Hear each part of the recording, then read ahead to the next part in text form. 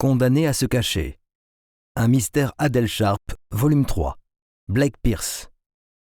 Lecture Olivier Lovero. Chapitre 1.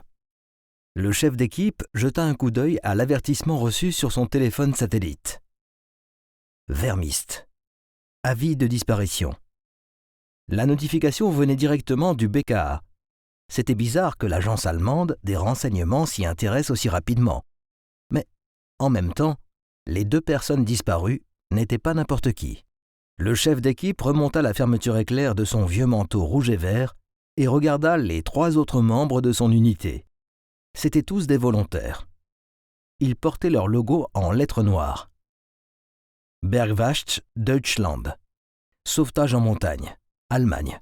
Ils marchaient dans la neige, dans la lumière déclinante du soir. Dans 1 heure, ils allaient devoir rentrer. Ça n'avait pas de sens de continuer les recherches de nuit en mettant l'équipe en danger.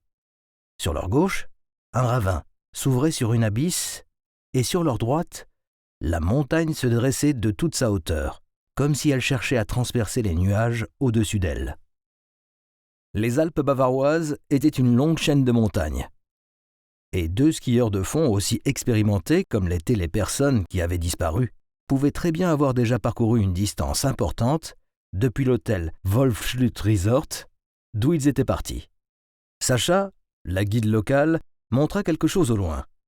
Le chef d'équipe s'arrêta en entendant un bruit approcher.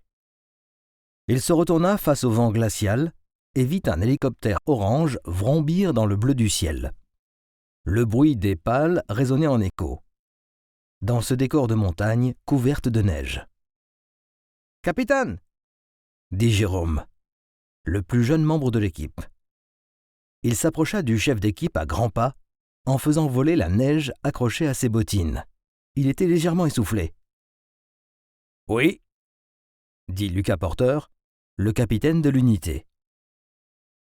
Jérôme se pencha en avant et cria pour que le capitaine l'entende avec le bruit de l'hélicoptère. « Il n'y a plus de traces de ski, Chess. Je pense qu'on devrait rentrer. » Lucas regarda le jeune homme et soupira. Il sentit le souffle glacial de sa respiration sortir de ses narines et lui envelopper les joues avant de s'envoler vers le ciel nocturne. Il répondit également en allemand. « Nein ! Si on rentre, vous savez ce qui va se passer, non ?» demanda-t-il sur un ton calme. Jérôme hésita. « Il commence à faire noir, monsieur. Je pensais que l'une des règles, c'était de rentrer avant la tombée de la nuit. » Lucas gratta la barbe qui commençait à lui pousser au menton. Il s'était levé très tôt ce matin et il n'avait pas encore eu le temps de se raser. Ces vermistes étaient des personnes importantes, comme le lui avaient souligné les agents du BKA, qui étaient personnellement venus chez lui ce matin pour l'accompagner jusqu'au bureau à côté de l'hôtel. « Encore 1 heure, » dit Lucas. « Puis on rentre, mais on reste 1 heure de plus. » Jérôme eut l'air contrarié, mais il parvint à dissimuler ses sentiments. Ils se remirent à avancer dans la neige en suivant Sacha, qui les guidait dans la direction qu'avait prise le couple d'Italiens en partant de l'hôtel. « J'ai entendu dire qu'ils étaient riches, » dit Jérôme, en reprenant son souffle entre chaque mot. Son niveau d'énergie semblait diminuer au fur et à mesure que la quantité de neige augmentait. Lucas émit un grognement et répondit avec peu de mots, afin de conserver ses forces. « Disparu depuis 24 heures, sous ce climat, en novembre, riches ou pas, ils vont geler. »« Au pire !» murmura Jérôme.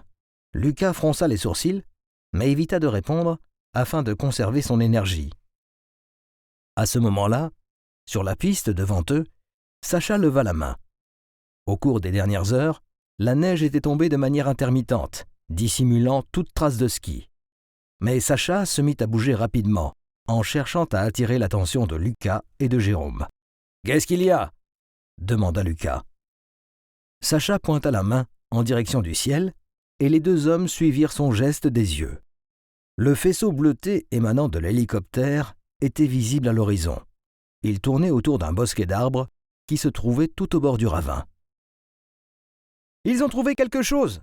cria Sacha. Lucas hocha la tête et accéléra le pas. Il sentait maintenant le froid glacial de sa respiration lui brûler les joues. Il baissa la tête et se dépêcha à suivre les traces de pas de Sacha en direction du bosquet. Le couple italien était parti de l'hôtel. Nous espérons que vous avez apprécié cet aperçu. Pour continuer à écouter ce livre audio sur Google Play Livres, utilisez le lien dans la description de la vidéo.